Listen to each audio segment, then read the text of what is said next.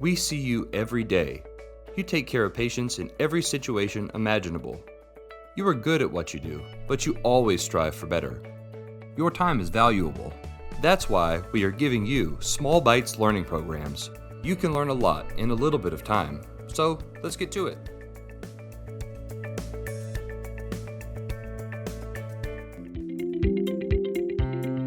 Enteral nutrition is an important therapy when adequate nutrition cannot be appropriately or safely met orally. Placing a short-term feeding tube is essential in delivering vital nutrients, but blind placement comes with a risk of malpositioning. The kangaroo feeding tube with iris technology takes feeding tube placement in a new and innovative direction by placing a camera inside a small bore feeding tube and providing real-time guidance designed to help clinicians visually place feeding tubes at bedside. Research has shown that 2 to 4% of feeding tubes are misplaced into the respiratory tract. Placement confirmation procedures, among other challenges, may delay time to first feed beyond the recommended 24 to 48 hours. Both issues can negatively impact patient outcomes. Feeding tube misplacements and delays in feeding are both associated with increased morbidity and mortality risk, as well as increased cost of care. The kangaroo feeding tube with integrated real-time imaging system, or IRIS, technology is the first disposable feeding tube with an integrated 3mm camera in the distal tip to visually aid in the placement of small bore feeding tubes. Kangaroo IRIS is designed to help you safely and confidently position small bore feeding tubes in the stomach or small bowel at the bedside by providing a real-time video feed of a patient's anatomy during placement. This in turn mitigates delayed feeding and expedites nutrition delivery to your patients. Direct visualization during feeding tube placement supports differentiation between the GI and respiratory tracts.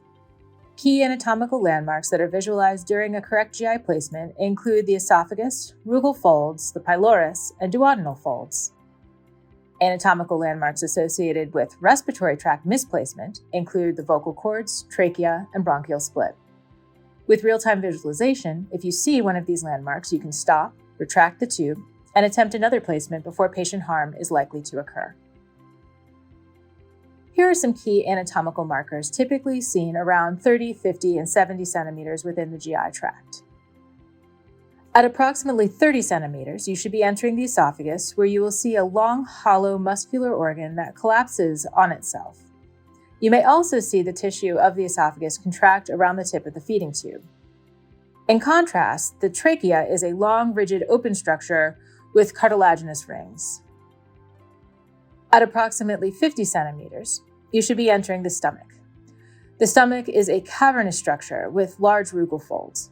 You may also see smooth tissue and the presence of gastric pits that resemble freckles. In post-pyloric placements at approximately 70 centimeters, you'll be entering the small bowel. Characteristics include villi, which are finger-like projections that move around the feeding tube in a wave-like fashion. It may also look like a pink shag rug. Next, we'll demonstrate how these anatomical markers are used during feeding tube placement in a conscious patient. So key points we're remembering: 30 centimeters, 50 centimeters, and 70 centimeters. Okay. We'll go ahead and get the feeding tube to 30 centimeters, at which we're going to start to slow down and refer to the console to see what imaging we're getting. We want to make sure we're seeing smooth tissue, collapsed in nature. That would be our esophagus. Okay. If on the other side of that, if we're at 30 centimeters and we see a rigid opening, cartilaginous rings, that would be our trachea. And at which point we will retract that feeding tube and then re-advance to try to hit the esophagus. Gotcha. Once we determine and we confirm we're in the esophagus, we'll then move to that 50 centimeter mark. Okay. Around that time frame, we're looking for the stomach wall, rugal folds. Okay. Once we determine that, we'll then go ahead and advance to the 70. 70 centimeters, we're going to start looking for the finger-like projections of the small bowel. Post-pyloric is our goal in this. Okay. Any questions? I don't think so. Okay. All right. So we can Sounds begin. great. You're all set? All right. So chin to your chest.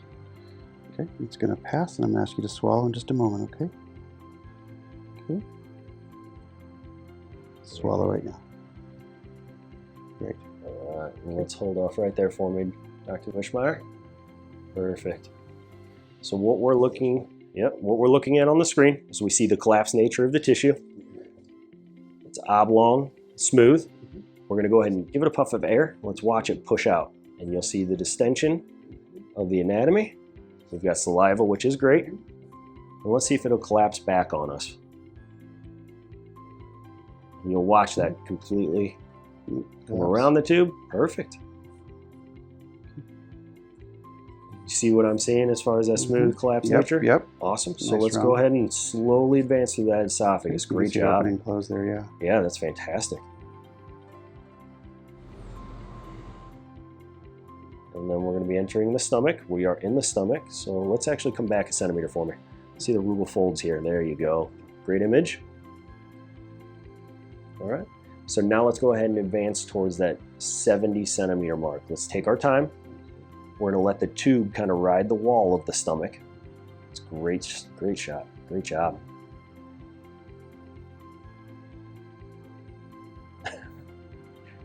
Let's go ahead and slowly advance. Take your time, centimeter to centimeter. Let's get to that 70.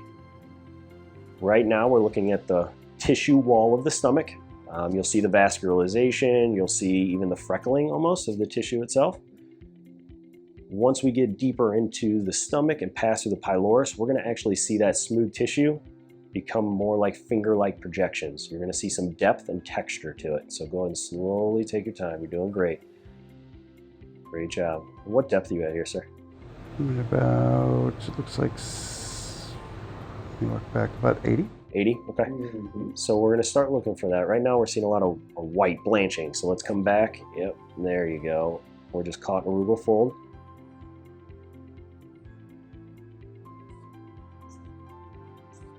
Great job. And let's go ahead and slowly, just slowly take your time. And once we pass through that pylorus, it's going to be a rapid movement. You're going to see that tube drop pretty quickly. And that's what we're looking for right around this time frame. Leaving oil resistance. It's moving. Yep. Keep that resistance behind it. Let's keep that feeding tube moving forward. Great job. And we're watching the camera advance across the stomach wall. What depth are you at here? About 75. 75? Okay, so this is good. Let's go ahead and slowly advance, yep. Just take your time. Let me know if you meet any resistance, because... A little bit. A little bit? A little bit. Might have... Feels like it's glowing back right now. Yeah, we might have passed it up. Let's try again. I'm gonna have you turn to me. Okay. I'm gonna have you turn on your side. Like literally like you're sleeping on your side. Lay the bed back a little bit. Maybe. Okay.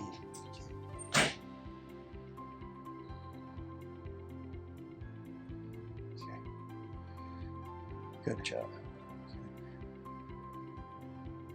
50. 50? Yep. So we're going to be fundus, top of the stomach. There you go.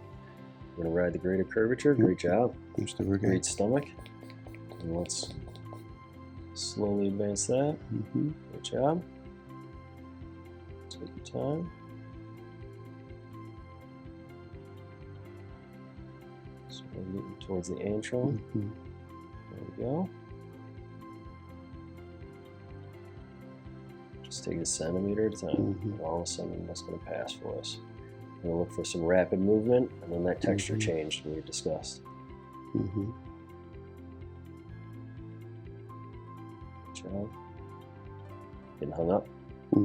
Leave that pressure behind it. Let's see, there it goes. You see that rapid movement we saw? Now you're seeing these finger-like projections. So we're confident. You also see kind of a yellow-orange type color change. Hue. That's your small intestine. You want to peek. There you go.